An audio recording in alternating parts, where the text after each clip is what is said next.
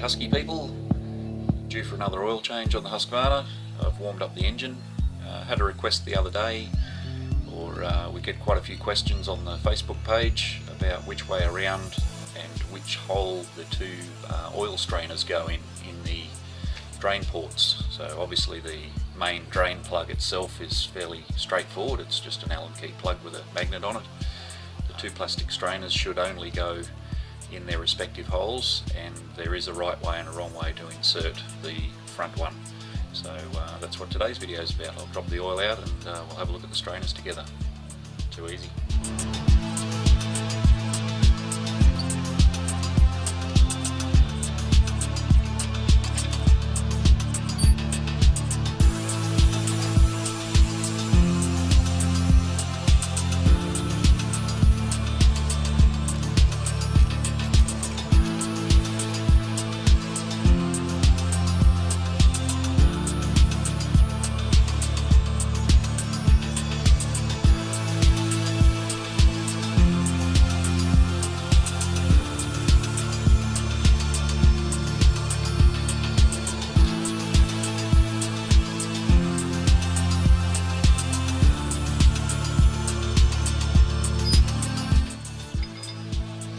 These strainers, you can either get a small pair of long nose pliers and hook them out, or this is the same Allen key I used on the drain plug itself. I've cleaned the end of it and you can put it inside the strainer and fish it out.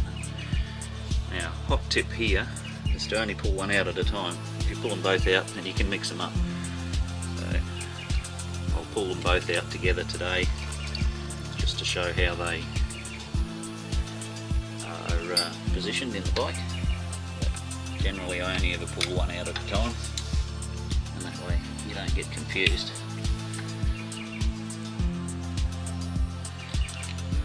Okay, so pictures of these strainers are in the parts books and also in the service manual for the bike, which we store on the files section on the page. But that's the difference between the two strainers. So you can see two ribs in the centre of this one. That's actually the centre strainer. This one has 3 ribs and a gap, and that's the front strainer. Now that also has an O-ring on the inside end. It does have this gap. It's supposed to only fit one way, but if you're keen it will actually fit in. This one obviously is the same both ends, no difference. This is a typical amount of small material. I'm not sure if you can see there, but very fine flaky material, almost nothing there. And on the centre one, again, very little material there. I always give them a clean up when I'm doing an oil filter change. I usually don't pull these out for just an oil change, which is what I'm doing today. I incidentally run my oil filter for 20 hours. I've done that a number of times, or so many times now. I bust open the paper pleats of the filter when I've got it out, and I've never found anything really big in there. So 20 hours it's doing fine. I clean these strainers at the same time. So all of the other 5-hourly oil changes is oil only, and I put 1 litre back in it. The rest of the system holds the remaining 150 mils of oil to make up the 1150 full oil change. So yeah, that's where we're at. I'll give these a spray with some parts cleaner. We'll reinsert them. So again, this one with the gap, the 3 ribs, goes in O-ring end first into the bike, and this one with 2 ribs is in the centre of the bike. That's the front hole, that's the centre hole, and obviously the drain plug in the rear. And then your 1 litre of oil from there and you're away, or 1150 if you're doing the filter. See the magnet on the end of the drain plug here. You can see that it's got a little bit of black fur on it, a little bit of black ooze, smudge, whatever you want to call it. It's very fine metallic build-up. There's almost nothing there, so that's the reason I do my oil changes at 5 engine hours, all off-road. Keeps the oil nice and clean, and I find very little build-up on my magnet. I find if I leave it much longer than that, heading up towards the 10 hours, seems to have quite a bit more build up on there, and build up is wear and tear, so I like to do it nice and early. The oil's cheap, mechanical parts are expensive.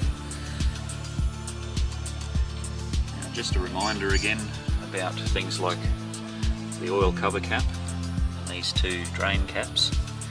It is the O-ring that seals them when they do up. As you do them up, you'll feel the O-ring go through into the housing, and then you'll go perhaps another half a turn, and then it'll go metal to metal contact. So you don't need to crank them up to 50 Newton meters to hold them on. It is simply the O-ring that seals. Now I've just filled the bike with oil, and just as a demonstration, this plug here I've just left loose. You can see I can turn that by hand. It's just sitting there against the O-ring. I wouldn't leave the bike like that, obviously, it's not going to run like that, but it's not leaking. The O-ring is sealing the plug, and all it needs now is enough tension on it just to stop it rattling loose with the engine running. So I'll now just nip it up, just a slight tweak with the ratchet once it contacts, so it's touched there, and I just give it a nip more. That's it. Next time you go to undo it, it won't strip the head off when you try and undo the plug. Incidentally, these two plugs are still the original plugs on my bike. I've had the bike for 6 years now.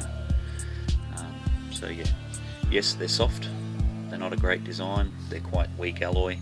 If they're overdone, then the edges will come off the nuts and you'll have to chisel them off and buy new nuts. So keep that in mind when you're doing them up.